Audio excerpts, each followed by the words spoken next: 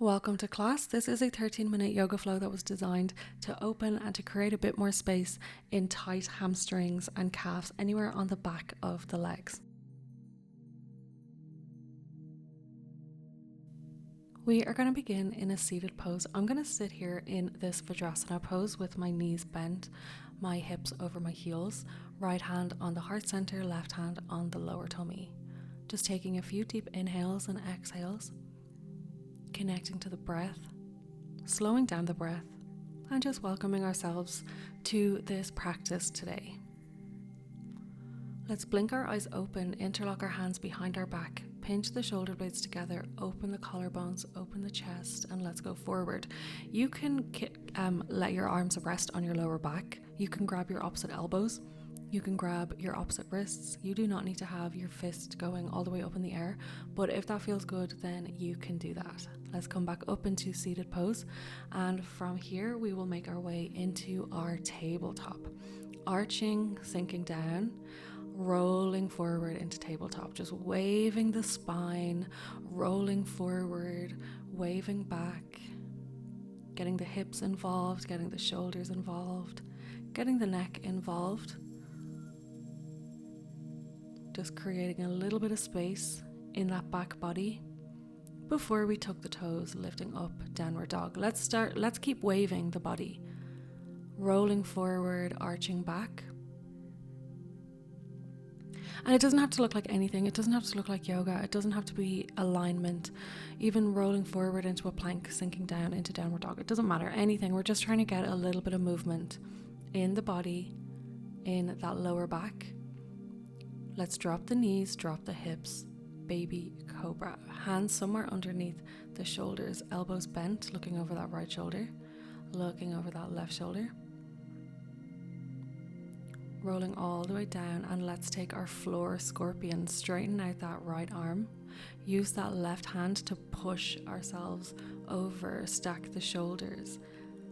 Come back, and let's go again on the opposite side.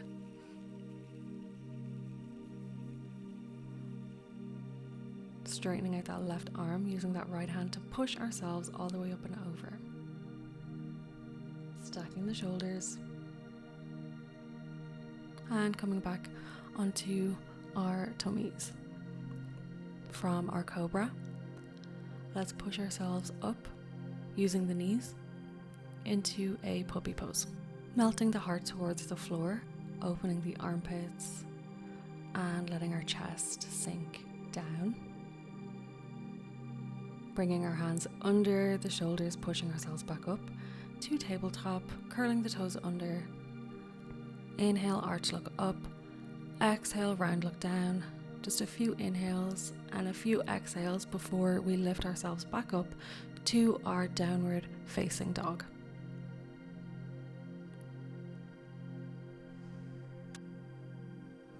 Let's start to paddle out our knees. March out those heels, twist the hips, wag our tail behind us. Stack the hips one on top of the other, twisting on the balls of the feet. We're going to twist over to one side on the balls of the feet. Let the ankles knock over, and then bend the knees, lower the hips all the way down to the side. Almost like we're side squatting. Rolling and rotating on the balls of the feet, knocking the ankles over, bending the knees, lowering the hips. We'll come back to our downward facing dog.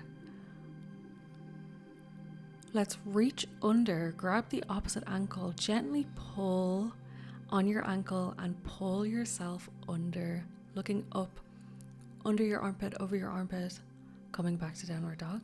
Opposite side, grab your opposite ankle, gently pull on your ankle, pull yourself underneath that armpit.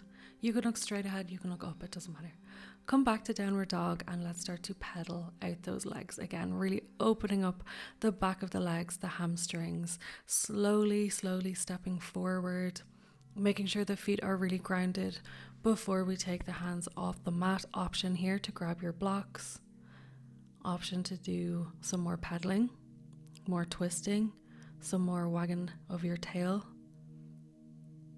Anything that feels good to open the space on the back of the legs. I'm going to keep a hold of my blocks here And I'm gonna kick my right leg back. You can go into a half split if you want to. You can lift your foot an inch off the floor if you want to. You can keep your elbows locked out like mine, or you can bend your elbows, go forward into forward fold. This is why the blocks kind of come in handy. They help to stabilize. So completely up to you what flavor you want your forward fold to be. That leg that's up in the air, let's cross it behind the standing leg. And again, you can bend your elbows, go forward. You can keep your arms straight. It's already enough of a bend with the arms straight, but if you just wanted to go a little bit deeper, you can bend the elbows and let your head hang heavy. Kick your right leg back out. Bend your knee. Glue the inside of the knees together and pull your heel in towards your bum. And again, let your elbows bend, go forward, or keep your elbows locked out. It doesn't matter. Both stretches are super, super, super deep as it is. Right leg, we're going to balance it on top of that left knee. Option to bend your standing leg. Option to lock out your knee and go forward. And again, this is your practice. It's your body, listening to your body. You know your body better than anyone else. Swinging that right leg back one more time before stepping it back into a pyramid, walking the blocks back underneath your shoulders. So your pyramid stance should be about half of a lunge. So you don't want to have too much of a big distance in between your feet. Not as much as a lunge, about half. And again, you can bend your elbows, go forward. You can bend that front knee. You can lock out your elbows, reach like into a flat back if you want to. Completely up to you.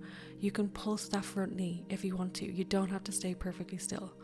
Let's walk the blocks forward and come back into our standing position. So the hips somewhere over the heels, the shoulders under the wrists. Take your feet nice and wide, come down into a squat position and gently rocking open your hip from side to side. Gently smushing the back of your legs together, giving them a bit of a massage after all of that forward folding, all of that opening to the back of the hamstrings. Coming back up, coming down, coming back up, coming down just a few times, just to work out any tension before we go again on the opposite side. Hands under shoulders, heels under hips, extend the left leg back. You can do a half split. You can bring your leg all the way up. You can lift your foot an inch off the floor, completely up to you. It is your practice. Keep your arms locked out. Bend your elbows, go forward. Completely up to you. It is your practice. Listening to your body. Let's straighten the elbows. And we're going to wrap that top leg around the standing leg, going forward into forward fold in this position. You can bend your knees. You can bend your elbows. You can let your head go heavy. Straightening up the elbows.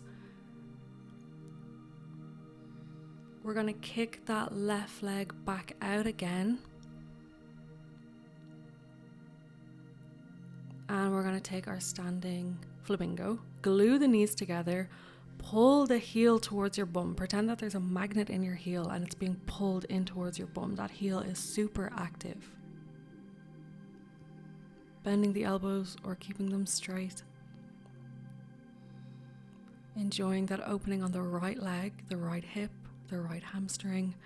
Let's take our standing pigeon or our figure of four. Option to bend that standing knee. Option to lock out that standing knee a little bit more and go forward. Completely up to you.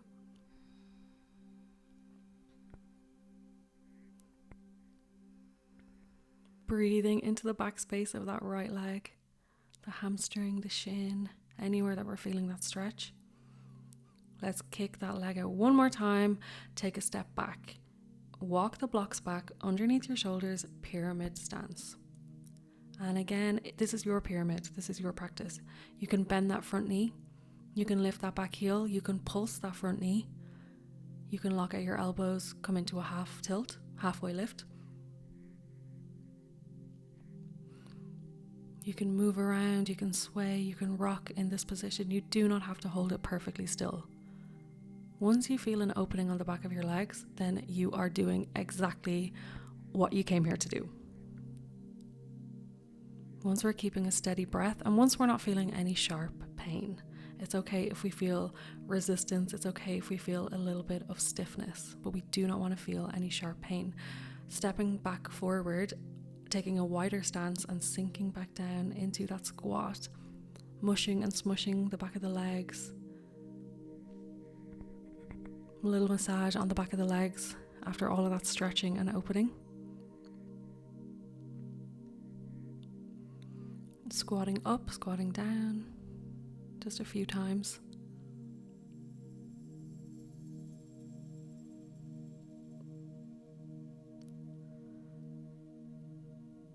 Letting ourselves sway. And again, option to bend the knees here. You can grab your opposite elbows. You can let your head go heavy. You can bring your hands to the floor or to the mat. You can nod and shake your head yes and no. Take out any tension in the back of the neck, in the back of the head.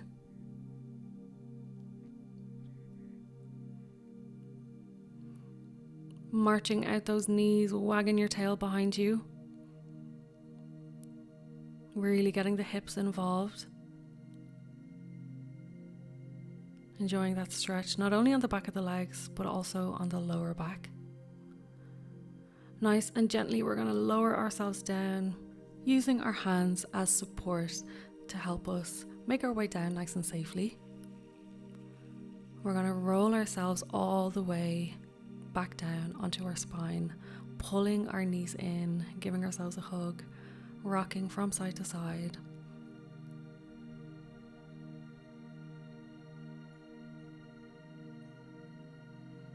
Slowing down the breath here.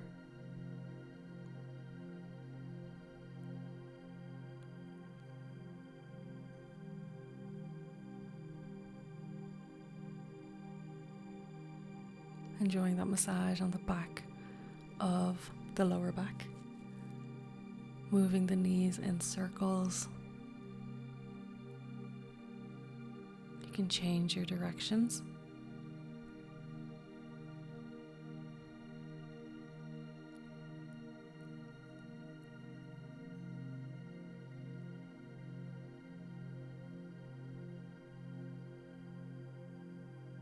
Changing directions a few times whenever you feel like you should.